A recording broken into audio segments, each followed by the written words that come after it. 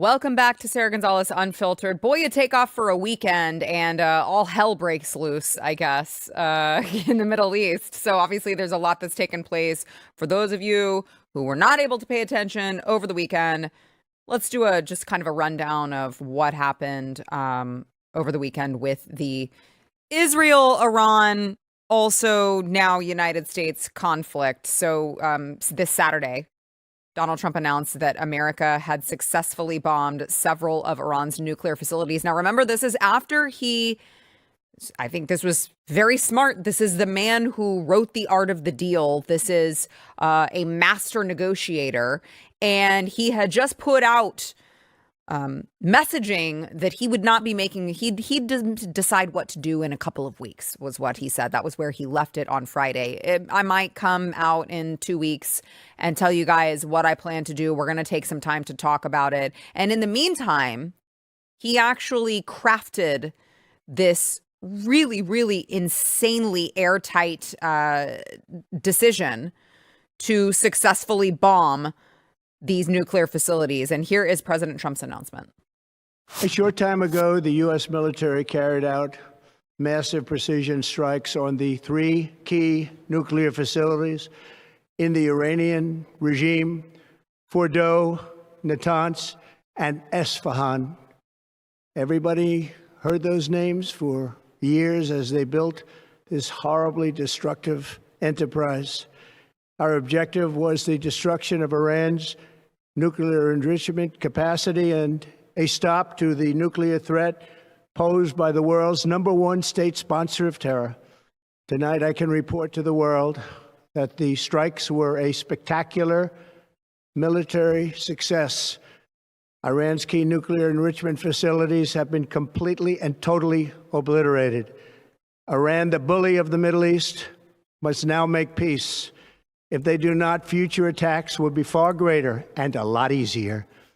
For 40 years, Iran has been saying death to America, death to Israel.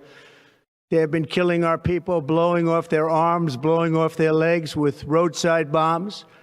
That was their specialty. We lost over 1,000 people, and hundreds of thousands throughout the Middle East and around the world have died as a direct result of their hate. In particular, so many were killed by their general, Qasem Soleimani. I decided a long time ago that I would not let this happen. It will not continue. He died like a dog.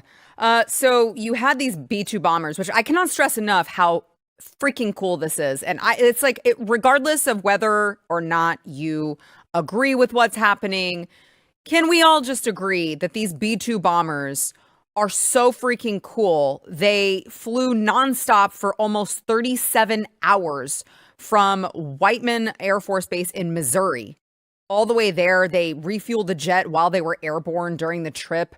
Just really, really tremendous stuff to see. And so do we have, there they are. Thanks. They're touching down right now in this video. And they're just, like, that is so sick that the U.S. military has these. So that's them touching down at Whiteman Air Force Base in Missouri. This is the only military that has these, by the way. Like, that's pretty cool, okay? So you had Pete Hegseth that gave a press briefing the following morning, and he went into a little bit more detail on the mission. Watch. This is a plan that took months and weeks of positioning and preparation so that we could be ready when the President of the United States called. It took a great deal of precision. It involved misdirection and the highest of operational security. Our B-2s went in and out of downtown Tehran, of these nuclear sites, in and out and back without the world knowing at all. That's insane. In that way, it was historic. A strike that included the longest B-2 Spirit bomber mission since 2001 and the first operational employment of the flew that far. Nobody knew. A massive ordnance penetrator. The mission demonstrated to the world the level of joint and allied integration that speak to the strength of our alliance and our joint forces.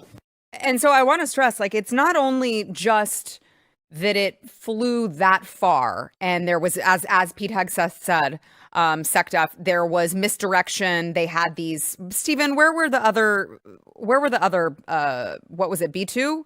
There were some other jets that they had going somewhere else, right? Yeah, they flew the same bombers out to Guam from the other direction. So everyone was watching those, and nobody was watching these other ones that were going. And then on top of that, you have to remember how often President Trump had leaks in his first administration. And you have such a high-level operation with so much misdirection and, like keeping everything close to the chest and absolutely no leaks. And they were able to successfully pull this off with that long of a trip. That's insane. Like, that is, Joe Biden could never, is all I'm saying. So, like it or not, that in and of itself is a very impressive show of force with the United States military. We're back. We're not to be screwed with. And if you think that you're going to pull one over on us, you're not. Now, you had this morning the U.S. Patriot missile defense that was activated in Qatar as Iran launched 6 missiles at the U.S. military base. Here they are going off. Now, I want to be clear. All the missiles were intercepted. This is the largest United States base in the Middle East. It's got like 10,000 United States military personnel. And this was very much symbolic. Like, this was, all right, we got to do something. What are we going to do? Well, we'll do the same thing that we did last time President Trump screwed us and killed our leader, which is, we're going to give them advance notice. We're going to make sure that nobody dies because we don't want the heat of killing American soldiers. But we have to make our people think that we are responding somehow. Stephen, is that accurate? Yeah, I think that's good. That was a Soleimani? Soleimani, yeah. Yeah, their general. And that's died like a dog. Yeah, they I don't remember what base it was, but they did the same thing. They bombed it. It hit empty barracks. No one died. Yeah. It allows them to tell their people, oh, yeah, we're fighting back. Right. And of course, they left off that fact that no one died. That no one died, and intentionally no one died, because, again, they don't want the United States heat. They just want to be able to tell their people that they responded. Don't worry, we're responding. We're not going to let this go, unresponded to. So, this morning, you had Caroline Leavitt, who, you had these Democrats going out, I guess, telling CNN that Donald Trump only reached out to Republicans. He didn't reach out to Democrats. Oh, my God. And Caroline Leavitt shut that shit down real quick. Watch. We did make bipartisan calls. Thomas Massie and the Democrats, he should be a Democrat because he's more aligned with them than with the Republican Party. We're given notice. The White House made calls to congressional leadership. They were bipartisan calls. In fact, Hakeem Jeffries couldn't be reached. We tried him before the strike, and he didn't pick up the phone, but he was briefed after, as well as Chuck Schumer was briefed prior to the strike. So this notion that CNN ran with at the White House did not give a heads up to Democrats is just completely false. In fact, both Senator Schumer's office and CNN had to retract that story last night because it was a blatant lie. And we showed them the timestamps from those phone calls. But I want to add something to Thomas Massie's false points. The White House was not obligated to call anyone because the president was acting within his legal authority under Article 2 of the Constitution as commander-in-chief of the President of the United States. We gave these calls as a courtesy, and the Democrats are lying about this because they can't talk about the truth of the success of that operation and the success of our United States military and the success of this president and this administration in doing something that past administrations, Democrats too, have only dreamed about. She is so freaking good at this. Every time I watch her, I'm just like in awe at how good she is. So she mentions Hakeem Jeffries. Hakeem Jeffries is like, he didn't even call me. She's like, yeah, well, we called you. It went to voicemail. You didn't call us back. Now, Hakeem Jeffries is in typical Democrat fashion throwing an epic temper tantrum about President Trump's decision. And of course, these people only dust off the Constitution when they want to use it against us. They've never read the thing. They've never read our founding documents, clearly, by all of their actions. But anytime Republicans, or namely President Trump, does something that they don't like, they want to accuse him of acting unconstitutionally. This time is no different. Here is Hakeem Jeffries.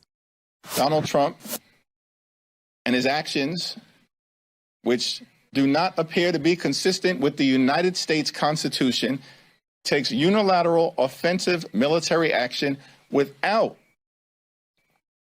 seeking the approval of the United States Congress.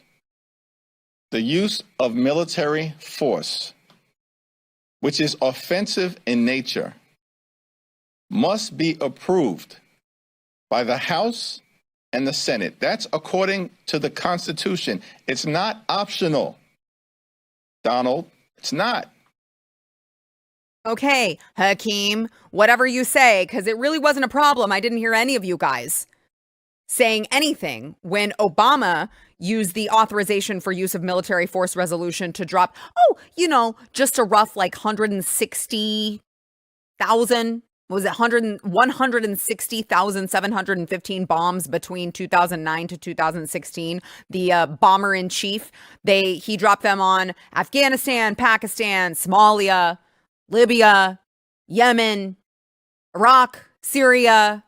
No, but crickets. Nothing. You heard absolutely nothing. You could have heard a pin drop on the Democrat side when the bomber in chief, Barack Hussein Obama, was dropping bombs on all of these places. Now, all of a sudden, they want to use the Constitution that they don't even believe in against President Trump. Now they want to do that. That's so cute. It's so cute. And then you had not even just Hakeem the crybaby, but you also had Crazy Eye AOC, who, it's interesting. She actually upped the ante on President Trump. She said the president's disastrous decision to bomb Iran without authorization is a grave violation of the Constitution and congressional war powers. He has impulsively risked launching a war that may ensnare us for generations. It is absolutely and clearly like grounds for impeachment. From AOC. So we're doing the whole impeachment thing again. That's really where you're going to go? Notice her language there. She tries, they've always done this. They want to make you think that President Trump is going to fly off the handle. They want to make you think that he's too crazy. Nobody knows what he's going to do. He has impulsively risked, she said. He's too impulsive. We have no idea. This man sat on this decision for a while, and they clearly mapped out a very detailed, again, like it or not, this was not impulsive. They mapped out a very clear decision with the misdirection that we already mentioned, with all of these other, moving parts going on. They launched a successful mission to bomb these nuclear facilities. So that was not impulsive. That was actually very well thought out. And AOC wants to impeach him for it. Now, look, We'll get to Thomas Massie on this because Thomas Massie, God love him for always trying to be fair and objective. I love that about him. I just sometimes disagree with him. It's not often, but sometimes I do. He, in response to Trump's Truth Social post last Friday announcing the attack on Iran's nuclear facilities, Thomas Massie posted on X, "This is not constitutional." So the question is, was President Trump within his right as president to authorize this military strike? Or in light of Iran attacking U.S. military assets, did he need to receive congressional approval? Well, let's listen to J.D. Vance, who explained to ABC that he's not declaring, nobody's declaring war. This is not an act of war. This was something that needed to be done to ensure peace, actually. Here's J.D. Vance on that. If you look at what we did yesterday, John, we did not attack the nation of Iran. We did not attack any civilian targets. We didn't even attack military targets outside of the 3 nuclear weapons facilities that we thought were important to accomplish our goal of preventing Iran from having a nuclear weapon. So how Iran responds, I think, is ultimately the ball is in their court. But if you look at what we did, it was very precise, very narrowly tailored to our objective. And if the Iranians decide to expand this, then that's ultimately their decision, and the president of the United States will respond in kind. There was another clip of J.D. Vance talking about this, and he's like, well, let me tell you how it's different. The other presidents were dumb, and this president isn't dumb. And I was like, well, he may be right there. So you also had Pete Hegseth dropping this little hint, this little tidbit, when he responded to a question from the press about this claim, this debunked claim about Democrats not being notified. Here's what Pete Hegseth had to say. They were notified after the planes were safely out Well, we complied with the notification requirements of the War Powers Act. They were notified. They were immediately thereafter. So you'll notice he mentioned the War Powers Act. We followed the, instructions of the War Powers Act. This is a federal law that was passed in 1973 in response to the Vietnam War, and it specifies a 48-hour notification requirement. So that is, of course, what Pete Hegseth was alluding to. Of course, the president has 48 hours to notify Congress of military action, which actually does allow for a balance of powers because Congress can direct the removal of U.S. forces by passing a concurrent resolution, which you'll notice these are all on the up and up because that now is what Thomas Massie and AOC are trying to do with the War Powers resolution that he introduced last week. So you look at how all of this happened. You look at the fact that this was on our end. This was not an act of war. This was not a declaration of war. This was righting the ship for a place that hates us. I mean, they're literally in the streets chanting death to America. And if they're days, weeks away from acquiring nuclear bombs, that's kind of a problem, I would say. We should stop that.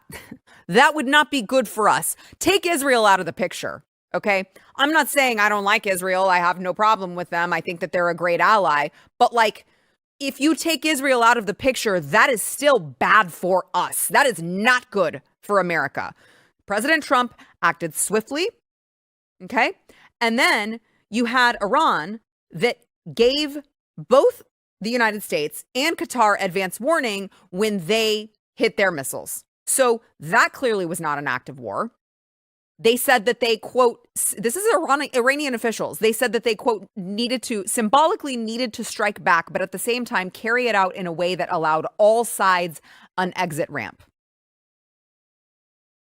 So you tell me, is this war? I don't know. If this is war, this is the lamest war ever. Everyone's telling each other what they're going to do.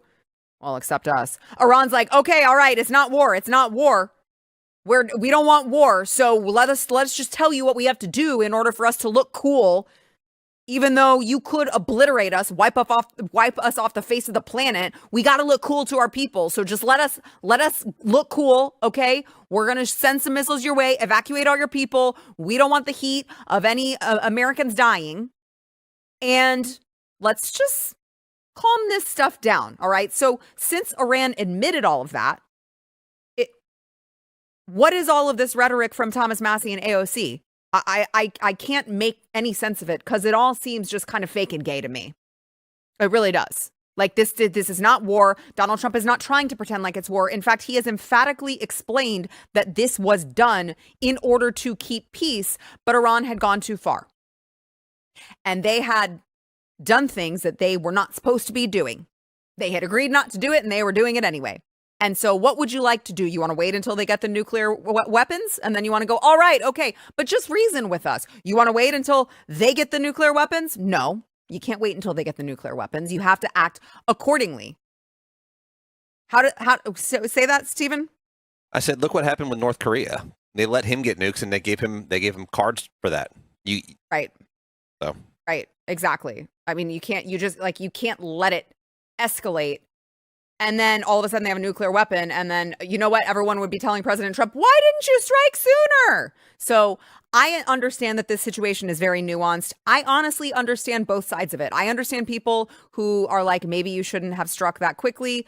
I also understand I understand why President Trump did it. I really do. I recognize that it's a nuanced issue. And I hope, you know what? I want to hear what you guys think in the comments. Let me know. Make sure you subscribe to Sara Gonzales Unfiltered and let me know in the comments. What do you think? Was this just? Was this unjust? Are you happy with President Trump's decision? I should say satisfied. Nobody's really happy with bombing. It's not a happy thing, but are you satisfied with it? Do you understand? Do you support the decision? Or do you wish he had done something different? Let us know. And while you're there, make sure that you smash the like button. It'll help us in the algorithm. Or you can gently tap it. We all appreciate a gentle tapping from time to time. All right. Got to thank our sponsor. Pay the bills, and then we're going to get back to it. I'm going to bring on our guest and see what he has to say about this matter. First, we want to thank our sponsor, Patriot Mobile. So Patriot Mobile is really leading the charge in conservative action and putting their money where their mouth is. I mean that quite literally. They not only are America's only Christian conservative wireless provider, they are also offering you a way to vote with your wallet without compromising on quality or convenience, because they're not just about providing exceptional cell phone service, which they do. It's also a call to defend our rights and freedoms, because not only with Patriot Mobile, not only are you going to get the same outstanding nationwide coverage that you already have, they operate on all 3 major networks. You're not going to miss out on your cell phone coverage, okay? But the difference is every dollar that you spend supports the First Amendment, the Second Amendment, the sanctity of life, and our veterans and first responders. Switching is very, very easy. You can keep your number or you can get a new one. You can keep your phone or you can upgrade. They've got 100% US-based customer support. So when they answer the phone, you're going to understand what they're saying. You're not going to be like, wait, what? Can you hold on? What did you just say? I can't understand you, sir. You're not going to get that with Patriot Mobile. Right now, you can go to patriotmobile.com/Sarah. Just go check out their plans, okay? Odds are they're going to save you money with their plans that they offer you. So you're going to save money while not compromising on quality, while also supporting a company that supports you. Go to patriotmobile.com/Sarah. Get a free month of service with promo code Sarah when you sign up. That is patriotmobile.com/Sarah, promo code Sarah.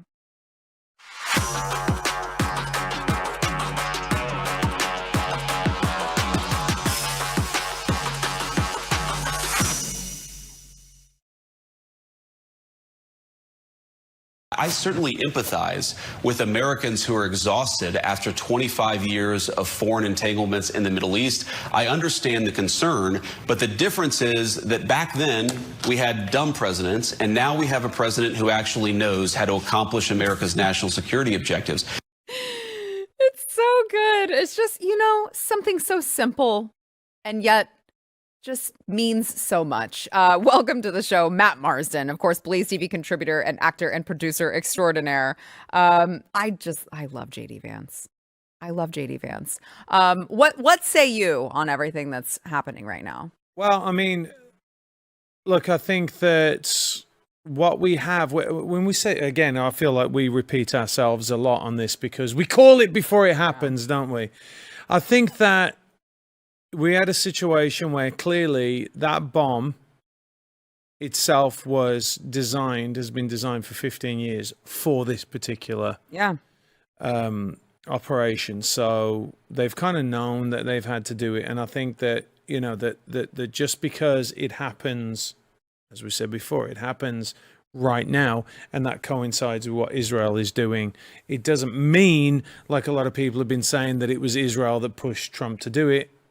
Trump isn't going to get pushed to do anything by anybody. And I think that it was something that was necessary, clearly. I mean, they've got, I think it's 3%.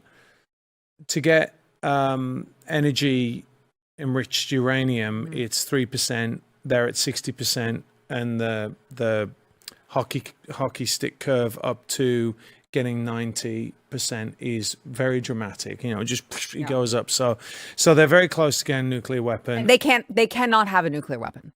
They can't have a nuclear weapon. They can't. Not just for Israel, not just for us. For everybody. For everybody, they cannot have a nuclear weapon. Well, it's non-negotiable. Yeah, the dirty little secret is the Saudis are ecstatic about this. Yeah. The Qataris are happy about it. You saw them just getting bombed today by the Iranians. The Middle East is actually like, please take care of these guys. They are the crazies. And as we've detailed in previous episodes, they are 12thers. They're 12th Shias. So they pretty much want to hasten the coming of the 12th Imam. So you don't really want that because that's the end of the world. So we come from a stance that we don't want anyone to die and we don't want the end of the world. And they think that it's the greatest honor and they want the end of the world. So it's problematic to say the least, right? Don't they get a lot of virgins, they say? But they never say whether it's male or female. I'm just saying. Imagine rocking up there. That be the this is great. I got my 72 virgins. Why are they all men? No, I mean, it is that they want to hasten the coming of the Mahdi, the 12th Imam. And, the end of the world can be like, if you got a nuclear weapon, it can be tomorrow. Right. So he's going to come pretty quickly. I mean, theoretically in their theology, it can take 500 years. Yeah. But they aren't thinking straight. They've been brutal to their own people. Now, I say all that with, I don't think we need, I don't want regime changes in. I don't want us to be going in there and sorting all that out. If the Iranian people can rise up and take care of their own they should do stuff, that. They should do that. We don't need to be involved in that. We don't need... And by the way, you can say, I think there should be a regime change. Like President Trump said, there should be a regime change. That's not him saying we need to be involved in it. Yeah, I think those are two separate things. Of course, you want regime change in the sense that you want to have a more moderate government, but we should not be involved in it. Yeah. Did you see the Top Gun Maverick movie? I did, yeah. Is it kind of crazy how similar that movie is to this? Well, the operation that they did is probably when all the details come out. Like, look, I said this before. I got a friend of mine who was on the al-Baghdadi raid. And when Trump sends, and I'm going to tell you something that you're going to hear an exclusive now. Seriously, I haven't told you this. Sara Gonzales Unfiltered exclusive incoming. Apparently, when Trump greenlights these operations, he goes, send them. Which I think That's epic. Is so cool. That's epic. And he said the others don't say that. The other ones like defer to a general or whatever, but Trump goes, send them, which is super cool. That's really cool. Yeah. Look, the al-Baghdadi raid, they sent in, I believe, a bunch of fighter planes as well. This was, did you break it down earlier on? Have you okay, so I mean, it's amazingly epic what they did. I mean, the fact that they sent like a bunch of Tomahawk missiles over there, which again was another diversion while they were dropping bombs. These are 6,000, they have 6,000 pounds of ordnance on them. I mean, this is unbelievable. And by the way, they can drop them on the head of a pin. Yeah. So when they're hitting the bunker, they're going one on top of the other. It's unbelievable. And what I love about this is it's finally America saying FAFO. Yep. Right? Yep. Because we have the capabilities, we have the technology. Well, I said at the beginning of the show, I'm like, Joe Biden could never. Like, no, he wouldn't have the balls. His team would not. He wouldn't have the balls to do it. He wouldn't have the team to be able to strategize to pull it off with all of the misdirection and the other bombers going out towards Guam and all. I mean, he would not have had the people around him to even brainstorm something like this being possible. Yeah. Well, you know, a few years ago when Trump was in, if you remember, if you cast your mind back, because a lot of people out there that are discussing this don't think about peace by strength. And Little Rocket Man was causing loads of problems, and Trump hit Syria, if you remember. He hit Syria, and all of a sudden, Little Rocket Man went, okay, yep. All right. Exactly.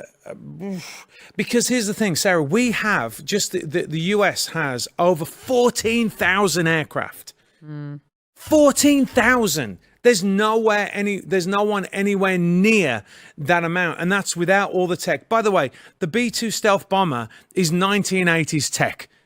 Just so you know. Crazy. Just so you know. Now, I'm not saying the stuff that they get re-updated, they get retrofitted and all this, but the stuff that we have that we haven't even deployed is insane. And I truly believe that what Trump just did, I know a lot of people want to go, oh, I'm really worried. But the truth of the matter is, let me just say this. Iran had to send those missiles to Qatar. Yes. They also called up and went, hey, listen, and we're I went sending over missiles. all that. Yeah. I mean, it was symbolic. It was just to tell their people they did something. I didn't. Maybe you should watch the show. Wasn't part of it. Okay, I was outside.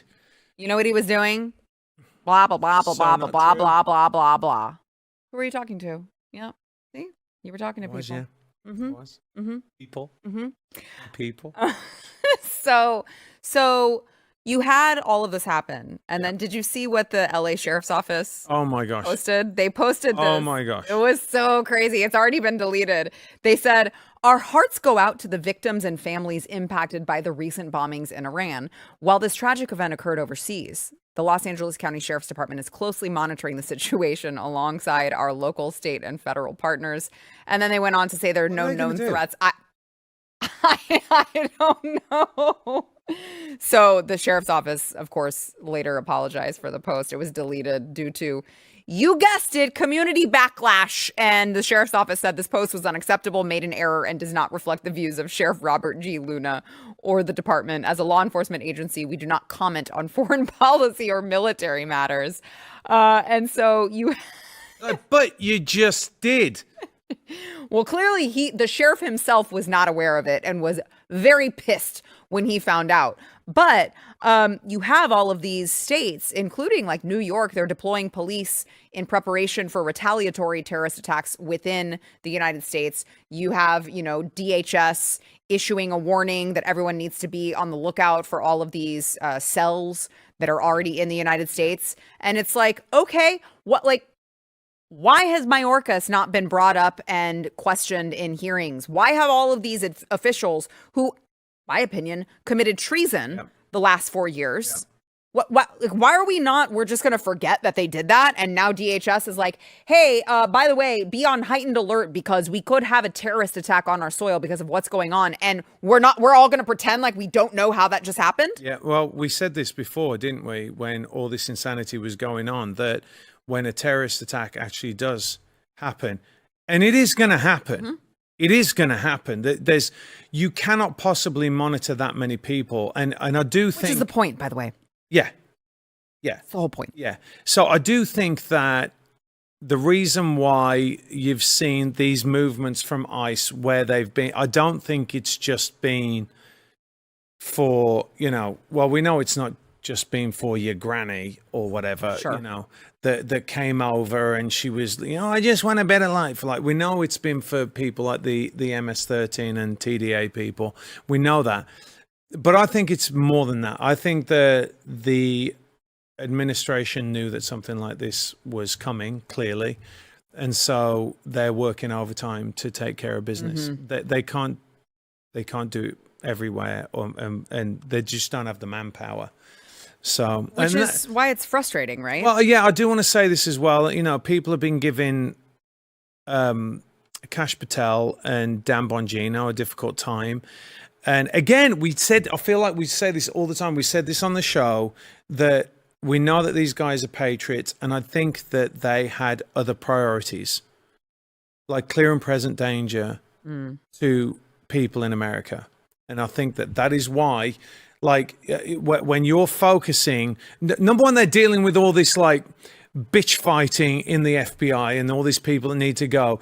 But also I think that they're focusing on things that are really high priority, because you have those high priorities. And yes, we should be able to walk and chew gum at the same time. But a terrorist attack is, of course, more of a priority than releasing certain files that they had to go through. I know people are going to give me shit for that. But I think that in years to come, we're going to look back and we're going to go, oh, wow, they knew this. They had to coordinate to stop X, Y, and Z. And in my experience, I mean, I was actually, this is something you probably don't know, Sarah, that I had a friend of mine that went over when all the stuff was going down with Michael Brown. Mm. I knew what had happened because a friend of mine was involved there with the police department. So I was watching what was going on and watching the coverage in the news, and I knew the truth of what had happened. And so when you're privy to that kind of information and you see the way that things are covered or the way that the police deal with it, it kind of gives you a different perspective on it. You're not so impatient. Yeah. I mean, I'm like everybody else. Like, I want the Epstein files to come out. I want PG Diddy to go to jail forever. Sure. I want all those things. But the most important thing is saving American lives. And we have terror cells all over this country and a lot in Texas, actually. So I'm just going to say this. We keep going on about being aware, being situationally aware. If your kids are walking around with their heads on the phone, take the phones off them, will you?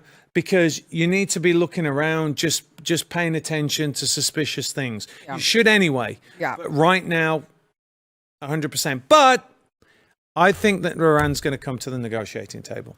Well, President Trump just recently, this afternoon, responded on Truth Social. He said, Iran has officially responded to our obliteration of their nuclear facilities with a very weak response, which we expected and have very effectively countered. There have been 14 missiles fired, 13 were knocked down, and one was set free because it was headed in a non-threatening direction. I am pleased to report that no Americans were harmed and hardly any damage was done. Most importantly, they have gotten it all out of their system. And there will hopefully be no further hate. And of course, tell me this isn't intentional. He said, I want to thank Iran for giving us early notice, which made it possible for no lives to be lost and nobody to be injured. Perhaps Iran can now proceed to peace and harmony in the region, and I will enthusiastically encourage Israel to do the same. Thank you for your attention to this matter. Did you say that again? Yes. That's so great. So he said, he added in a follow-up post, congratulations, world. It's time for peace. Let's see if Iran comes to the table on that. If I'm Iran, I'm like, I don't have another choice, really, probably. No. So well, they do. I mean, they do, but big mirror. That's not going to end. Big mirror. Yeah. Big piece of glass. It's not going to end. East. Yeah. Not going to end well for them if they want to try it again. FAFO. All right. So let's go ahead and take a quick break. We'll be back with more. I want to thank our sponsor of this segment, Preborn. So this June 24th, I cannot believe this. It will be 3 years since Roe versus Wade was overturned. I remember that day like it was yesterday. I was down at the protests that were happening. People were marching on the streets. They were so angry that they couldn't kill babies anymore. And I remember that day. I cannot believe 3 years this June. But here's what you may not know. Abortion numbers have surged to a 10-year high. So the battleground has shifted from, of course, the courtroom to our homes because over 60% of abortions happen with the abortion pill. Often, actually, these women are alone. They're taken in silence. They're getting it through the mail, so they don't have a doctor that's actually taking care of them, even though 11% of these women are going to suffer serious health complications after they take the abortion pill. And so when you give to Preborn, you're not just saving a baby, you are saving a mother too. You are giving her hope, financial support, and the truth. Because Preborn, they're actually going to show these mothers the truth on ultrasound, and they're going to let the moms listen to their baby's heartbeat. And in that moment, these moms are going to choose life. So if you can donate, if you have the means, $28 is the cost of an ultrasound. $28 is the cost of saving a baby's life. How many babies' lives can you save? You can go to preborn.com/Sarah, donate securely over at preborn.com/Sarah.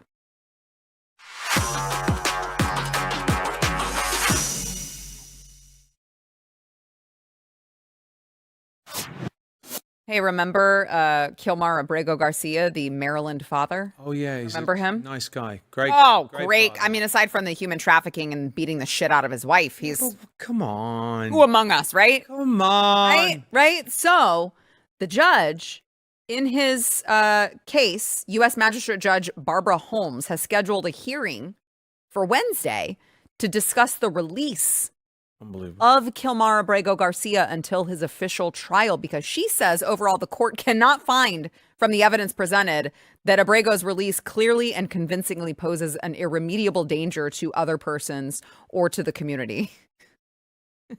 It's just like, he was extradited back to the United States to stand trial for human trafficking in Tennessee. So there's that. There's that. We do, by the way, have body cam footage of him in the car with all of these people. And the cop's like, hey, how many rows do you have in this vehicle? Here's a refresher for that. Hello, sir. How are you? Good, and you? All right. Good, and you? You got a bunch of people in here, don't you? How many rows have you got in here? 4? Where? 4 seats? 4 rows of seats? Yeah, it's three seats. Yeah, with him. Yeah. Did y'all put an extra one in? Huh? Did y'all put another one in? No English. Did it come like this? Use the truck. I've never seen one with that many seats in it. So he goes on to the cop goes on to radio. You hear him radio and say like this looks like a human traffic. I mean, cops deal with this all the time, right? So they know the signs to look for. He's like, I think that this is human trafficking. And then, by the way, if that wasn't enough to convince Judge Holmes that this guy might pose a danger to the community and beyond, I'd like to just remind everyone, this Maryland father, okay, I want to play his own wife giving an account of how she feared him. Watch. And I kept trying to get to the door basement to try to open the door, and then like he pushed me. So then when I was able to go outside to get a phone, I called 911 from a disconnected phone. Now they took a long time to get to the house. It was probably like 20-30 minutes. So I saw a neighbor walking his dog, and I opened the door and I was like, help. And then when he heard me, like he grabbed me from my hair and then he slapped me. And then the neighbor, like he didn't know what to do. He didn't know what to react. I have pictures of the evidence, like all the bruises, because even on Wednesday, he hit me like around like 3 a.m. He would just wake up and like hit me. And then last Saturday for my daughter's birthday party, before I went to my daughter's birthday party, he slapped me 3 times. And then last week I did call the police. My sister called the police because he hit me in front of my sister. That was, I mean, there have been multiple restraining order and domestic violence, calls on this guy. But other than that, really good guy. Great guy. Maryland father. Illegal. Yeah. Illegal, human trafficker, domestic abuser. And he, by the way, was here and had a deportation notice, but couldn't be deported to El Salvador only because he said at the time that there was a gang that was terrorizing his parents, like, what was it? Pupusa stand. Thank you, Stephen. His mom's pupusa stand, which I don't know. Call me crazy.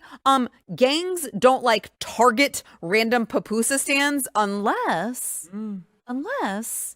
you're their rival somehow. And wasn't this like years and years and years? It was, and ask yourself if that gang is still in the streets of El Salvador. Is the gang still in the streets of El Salvador? Oh, no. It's not.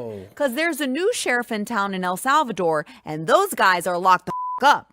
So you tell me whether or not this man poses a danger to the community. I would say so based off of what I'm seeing. Yeah, I mean, you know what's going to happen. He'll either flee and they won't be able to find him, or he'll go on and do something, within his own character, which is, something violent. Or because if a lot of these people, you've seen it, if people know, if criminals know that they're going to go away for a long time, they go on a crime spree. I mean, we've seen it over and over and over again. I mean, this is what happens. And if it does happen, then it's squarely at the feet of this judge. I mean, what are they thinking, Sarah? I don't. Well, he's a Maryland father. How's he supposed to be a Maryland father if he's locked up, Did you think of that? I didn't. I don't think of much, though, really, when it comes to these. I just don't think of much just generally. It's like, what the hell do we have to do to get these people the out of our country? It's crazy to me. You've got the Supreme Court ruling that we have to bring the guy back. We already shipped the guy back to where he came from. Didn't get a thank you, by the way.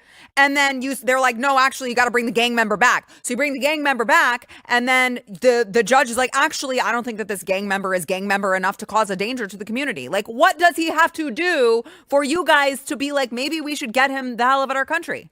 I don't get it. I can imagine there being like a normal world sketch where, like, the police pull them over and they go up and they go, how many rows have you got? And he's like, 4, and they're all there and they're all like tied up. And then he pulls out and he goes above and they're on the roof rack, all tied up like this. Bunch of money, bunch of loads drugs. of money. Yep. And he's got all like white powder all over him. They're like, nothing to see here, carry on. The judge. But this really does demoralize the police. Yeah. It really does demoralize the police. I can imagine. And nobody talks about this because they go and they risk their lives to get there, because that's every traffic stop. Mm-hmm. They're risking their lives. Mm-hmm. And then it goes in front of a judge. They're like, what's the point? Right. It's really bad for morale. That's a great point. Okay, let's leave that there. We'll pay attention to what happens. It's on Wednesday. So we'll see what happens with that. But from what she's already written, I can't imagine that she's going to release him. He's just going to be back on the streets. I'm sure his wife's real happy about that. I know she went around parading herself around crying that he was jailed. Baby, he's going to beat the crap out of you again. So, I wouldn't be very happy about that if I were you. All right, let's go ahead and take that break. We'll be back with more, but want to thank our sponsor, this segment, NativePath. So people, myself included, until just recently, people take fish oil supplement. Now, I had one that was a liquid that I had to take Oh God, blech, never again. It was so bad. It tasted like rotten fish and I could barely put it down. And I thought, like, I'm doing something. It's lowering my blood pressure. It's lowering my cholesterol. It's helping with inflammation. Like, there are all these things that I thought that it was doing because of the omega-3s. And so if you're thinking to yourself, well, my fish oil supplement is helping me with all of these things. Well, actually ask yourself if it is helping you, because odds are it's actually not, and you're not going to feel a difference until you upgrade to NativePath Antarctic Krill Oil. So here's why. Fish oil has some omega-3s, but NativePath Krill Oil goes a step further. It's got this very, very powerful antioxidant called astaxanthin, and once you start taking it, you can feel the difference. You're going to get up to 66% off, free shipping, and 365-day money-back guarantee. If you do not feel a real difference, you're going to get your money back. No questions asked. There's no reason not to try this. I take this every day now. I love it. Go check it out at nativekrill.com/unfiltered. That is nativekrill.com/unfiltered.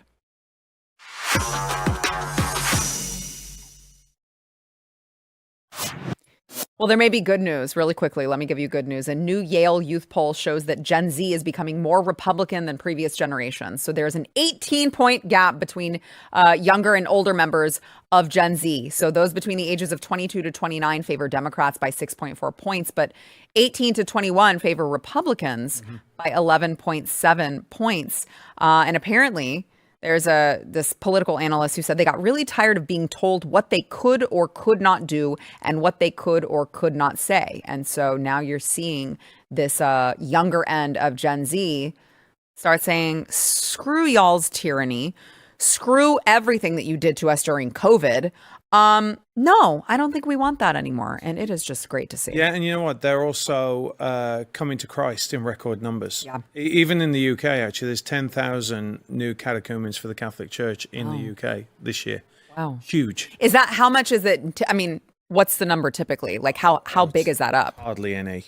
Really? Oh, yeah. Yeah. I mean, the UK is a almost completely secular state now. I mean, you know, when they start going so far as to chop off children's healthy body parts, and you know, it's like you go so far, people are like, this isn't right anymore. There's got to be more meaning to life than just this hedonistic, crazy, screwed up society that you guys have created. Yeah, and it's also, I think, the rise of radical Islam in the UK as well. Yeah. They're like, hang on a second, you know, I don't like that. And then the parents start talking about the way they grew up, and pretty much, you know, we had prayers in school actually in the UK when we were growing up. So really, yeah. So I think that you're seeing it's the two things coming together, right? It's the conservatism and, you know, finding Christ, which is awesome. One of the things that I was so happy to see when I was at the polls moving into the election were the sheer amount of young voters, first-time voters, their first time voting, and they were so excited to go out and vote for President Trump and Republicans. And I was like, holy crap, there is a shift that's happening. Yeah. Now, that's just me with my anecdotal stuff. So it's nice to see a poll actually confirm that, no, this is in fact happening. There is a shift. Yeah, and it's MAGA as well. It's not Republicans. They're not going for the Republican Party. They're going for which is now the MAGA movement, I guess. So America First, America I like to call first, it. And it extends far beyond President Trump. And hopefully we'll have JD Vance to we will carry the torch there. Your lips to God's ears. All right, Matt Marsden, make sure to follow him on YouTube. We'll see you tomorrow.